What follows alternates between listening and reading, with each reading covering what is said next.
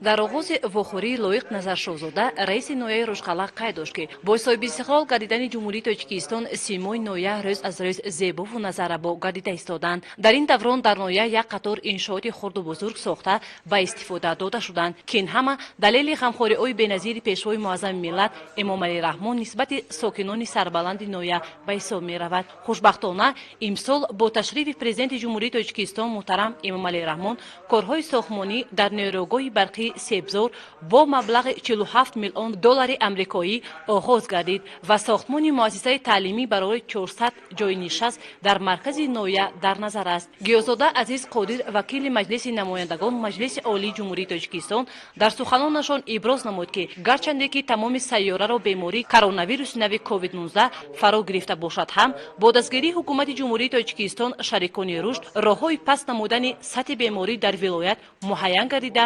хушбахтона шиддати он комилан коҳиш ёфт. тӯли чанд соли охир вилоят тавонист дар маъракаи муҳими сиёсӣ сафарбаркунии ҷавонон ба сафи қувваҳои мусаллаҳи Ҷумҳурии Тоҷикистон якумин шуда нақшаи даъватро ба иҷро расонид.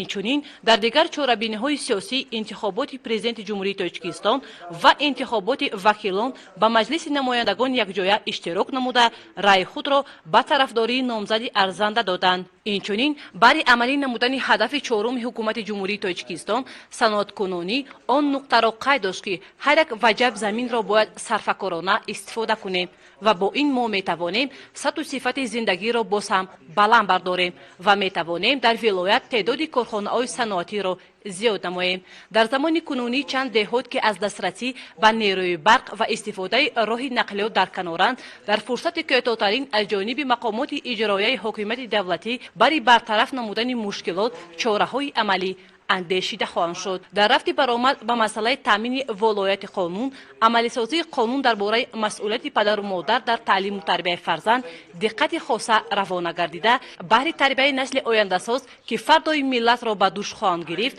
табодули назар карда шуд. чунин вохӯрӣ дар ҷамоатҳои ба номи Мирсаид Миршакар ва маркази ноҳияи Рӯжқалъа бо сокинон доҳир гардид. дар фарҷоми ҳар як вохӯрӣ аз тарафи сокинони ноҳия таклифу пешниҳодҳои мушаххас манзур гардиданд.